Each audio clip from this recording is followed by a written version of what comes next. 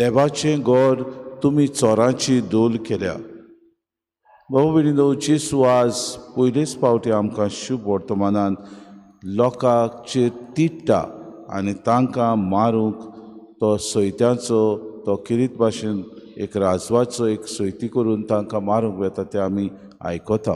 कित्याक म्हजें गोर जावन आसा मागण्याचें गोर, म्हज्या बापाचें गोर तें मागण्याचें गोर. तुमी ती वेपाराचो धंद्याची वस्त केल्या आनी किरीत भाशेन तुमी त्या घराक मान दिनात हें पळोवन जेसू तिडलो. आमी जायते फावटी घडयेक देव मंदिरांत येता.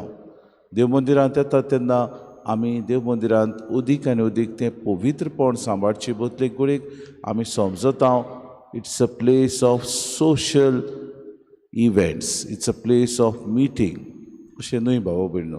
आमी येता देव मंदिरांत तेन्ना देवाचें गोर तें मागणेचें गोर आनी पवित्र जागो तो. म्हणटकूच गरज आमी पवित्रपण सांबाळूंक दिमी घालून आमी मागणें करूंक बसून आमचें प्रायवेट मागणें आमी थंयसर करूंक गरज. आमी जायते फावटी देव मंदिरांत मीस जाल्या उपरांत हेर सगळी समोरुमणी जाल्या उपरांत आमी उलयता. आमची मिटिंग्यो आमी जायते फावटी करता. तशें आमी करचूंक आज जेसू म्हणटा म्हजें बापाचें गोर एक मागण्याचें गोर. म्हणटच हें मागण्याचें वातावरण थंयसर आसूंक गरजेचें. दुसरी वस्त, जेन्ना आमी देव मंदिरांत येता तेन्ना सगळीं आमी बरोबर सांगातान देवाक वाखाणटा.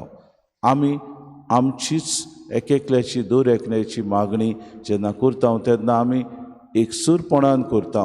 पूण जेन्ना थंयसर समोरुमणी जाता, जावं ती मिसाची भेट जावं तें पवित्र बसोण, तेन्ना आमी बरोबर ते समोरुमणेंत वांटो घेता एक समुदाय कसो.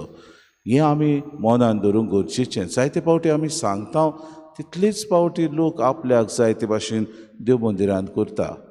जेन्ना मिसाची भेट चलता तेन्ना बरोबर एक समोरुमणी कशी, एक समुदाय कसो आमी ही समोरुमणी करता. सुत्राय धरची. आमी जायते फावटी दुसऱ्याची शिकवण घेवन येता आनी सजमता तुवें करता म्हणटच हांगाय करूंक गरज, हें बरयलेलें आसा म्हणटच अशें करूंक गरज ना. बाबा भयणीनो, आमी आमची शिकवण घेवन वयची न्हय, पूण पवित्र सभा आमकां कितें शिकयता ताचेर आमी लक्ष दवरचें. All of us have our private devotion, our private prayer life. It's good that we have our private prayer life. पूण तें मीस जाल्या उपरांत, समोरुमणी जाल्या उपरांत आमी आमचें प्रायवेट डिवोशन करूंक जाता, आमची मागणी करूंक जाता. पूण जेन्ना आमी एक समुदाय कसो समोरुमणी करता, समुदाय बरोबर उठपाचें, बसपाचें, दिमी घालपाचें, हात जोडपाचें, जबाब दिवपाचें, गायन करपाचें, हें सगळें बरोबर आमी करूंक गरज. आज आमकां करपा मागूं एक समुदाय कसो आमी वावरूंक. Let us work as a community. Let us pray as a community. Let us give thanks to God as a community. जायते फावटी हें आमच्या मतीन वचना. आमी समजता आमी कितें चिंता तें सारकें.